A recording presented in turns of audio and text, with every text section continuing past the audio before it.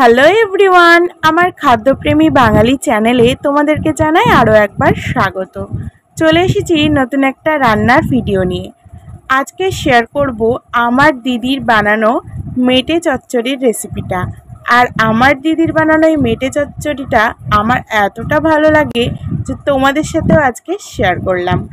আর এটা গরম গরম রুটি অথবা ভাত দুটোর সাথেই দুর্দান্ত লাগে খেতে।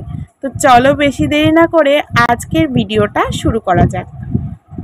সকালবেলায় নিয়ে এসেছিলাম একটু বেশি পরিমাণে মেটে, আর সেই মেটেটাকে বাড়িতে এনে ভালো করে জলে ধুয়ে ছোট ছোট টুকরো আকারে কেটে নিয়েছি। চলো বাকি কি কি লাগছে সব কিছু দেখে নিই। এখানে নিয়ে নিয়েছি ছোট ছোট টুকরো করে আলু, গোটা গরম মশলা, এলাচ, লবঙ্গ, দারচিনি আর গোলমরিচ, বেশি পরিমাণে পেঁয়াজ কুচি, কিছুটা আদা কুচি, কিছুটা রসুন কুচি আর আদা রসুনের পেস্ট। প্রথমে কড়াইতে দিয়ে দেব পরিমাণ মতন সরিষার তেল। তেলটা গরম হয়ে আসলে তেলের মধ্যে এবারে দিয়ে দেব প্রথমেই গোটা গরম মশলাগুলো। তারপর দিয়ে দেব আদা কুচিটা। আদা কুচিটা কিছুক্ষণ নাড়াচাড়া করার পর দিয়ে দেব রসুন কুচি। আদা রসুনটা হালকা ফ্রাই হয়ে আসলে এবার যে অনেকটা পরিমাণ পেঁয়াজ কুচিয়ে নিয়েছিলাম সেটা এর মধ্যে দিয়ে দেব। ততক্ষণ পর্যন্ত নাড়াচাড়া করে ভেজে নেব যতক্ষণ না পেঁয়াজটা হালকা ব্রাউন হচ্ছে। পেঁয়াজটা হালকা ব্রাউন ব্রাউন হয়ে আসলে এবার এর ভেতরে দিয়ে দেব ছোট ছোট টুকরো করে কেটে রাখা আলু। এবার আলুটাকেও হালকা হালকা করে ভেজে নেব।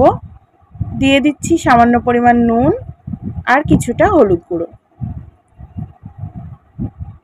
আলুটাকে বেশ খানিকক্ষণ ধরে হালকা লাল লাল করে ভেজে নিতে হবে।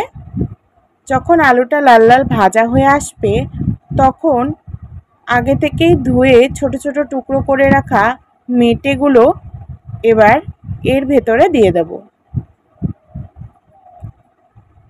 দিয়ে দেব স্বাদ মতো নুন, অল্প পরিমাণ হলুদ গুঁড়ো। এবার আলুটা যেহেতু আমি হালকা করে ফ্রাই করে নিয়েছিলাম, এবার আলুর সাথে মেটেটাকে মিডিয়াম আঁচে দিয়ে বেশ খানিকক্ষণ ধরে আস্তে আস্তে নাড়াচাড়া করে করে ভালো করে ফ্রাই করে নেব। আলু আর মেটেটা অনেকটা সময় ধরে নাড়াচাড়া করে ভালো মতন যখন ফ্রাই হয়ে যাবে তখন এর ভেতরে আমি অ্যাড করব আদা রসুন পেস্ট আর কিছুটা লাল লঙ্কার গুঁড়ো আর জিরের গুঁড়ো। এবার সব কিছু দিয়ে হালকা নাড়াচাড়া করে দিয়ে দেব অল্প পরিমাণ জল। এবার মশলাটাকে কিছুক্ষণ ধরে অল্প অল্প জল দিয়ে দিয়ে কষাবো। কিছুক্ষণ কষানোর পর এবার খানিকক্ষণের জন্য ঢাকা দিয়ে রেখে দেব। খানিকক্ষণ পর ঢাকাটা খুলে যখন একদম মাখা মাখা হয়ে আসবে তখন এর ভেতরে দিয়ে দেব ওপর থেকে অল্প পরিমাণ গরম মশলা গুঁড়ো দিয়ে ভালো করে মিশিয়ে নিয়ে 2 মিনিট মতন ঢাকা দিয়ে রেখে দেব। তারপর ঢাকা খুললেই একদম রেডি গরম গরম মেটের চচ্চড়ি। এবার এটাকে একটা পাত্রের মধ্যে তুলে নেব।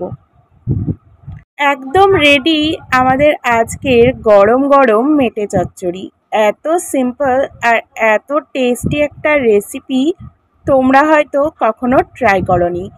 এবার একবার হলেও বাড়িতে এটা ট্রাই করো আর জানিও তোমাদের কেমন লেগেছে। দুপুরবেলায় গরম গরম ভাতের সাথে অথবা রাত্রিবেলায় গরম গরম রুটির সাথে দুটোর সাথেই দুর্দান্ত লাগে খেতে।